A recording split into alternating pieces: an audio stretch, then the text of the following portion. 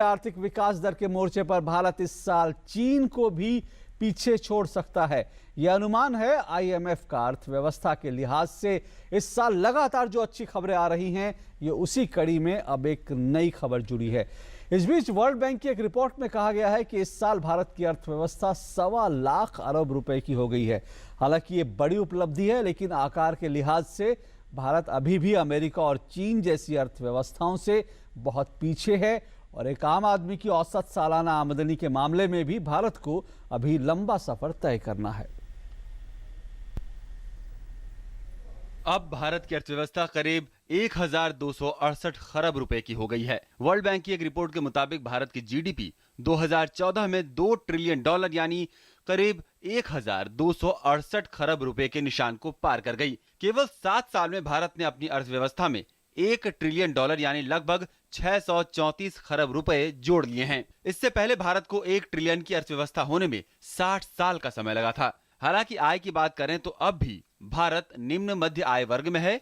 भारत की सकल राष्ट्रीय आय प्रति व्यक्ति $1610 यानी 1,01,430 रुपए है। भारत इस साल दुनिया की तेजी से बढ़ती हुई अर्थव्यवस्था में है। भारतीय अर्थव्यवस्था को लेकर विश्व बैंक से आईएमएफ तक उत्साहित और आशान्वित हैं। आईएमएफ ने भारत की अर्थव्यवस्था को चीन से आगे जाने की संभावना जताई है। हालिया समय में जारी सुधारों और मेक इन इंडिया अभियान के तहत मैन्युफैक्चरिंग सेक्टर पर ध्यान केंद्रित किए जाने से वैश्विक अर्थव्यवस्था में दिक्कतों के बावजूद वैश्विक निर्यात में भारत से कुछ बढ़त की उम्मीद की जा सकती है। इस बीच वैश्विक रेटिंग एजेंसी फिच ने भारत की आर्थिक वृद्धि का अनुमान मांग में बढ़ोतरी से जुड़े मुद्दों के मद्देनजर चालू वित्त वर्ष के लिए 8% से घटाकर 7.8% कर दिया है। फिच ने कहा है कि सुधार किस गति से उच्च वृद्धि दर में तब्दील होगा, ये नीतियों के कार्यान्वयन पर निर्भर करेगा। गौर करने वाली बात यह है कि हाल ही में विश्व बैंक के प्रमुख जिम योंग किम ने मोदी सरकार की कल्याणकारी योजनाओं की तारीफ करते हुए कहा था कि गरीबी मिटाने के लिए दुनिया को मोदी जैसे नेताओं की जरूरत है। चीन और जापान के बाद भारत एशिया की तीसरी सबसे बड़ी अर्थव्यवस्था है। जापान जहां धीमी मुद्रास्फीति से जूझ रहा है, तो चीन की अर्थव्यवस्था भी अब कर्ज की समस्या का सामना कर रही है।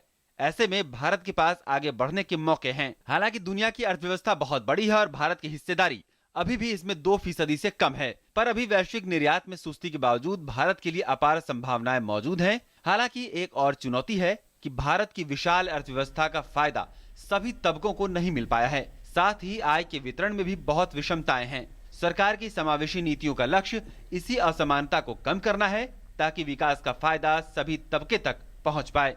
Business desk, DD news.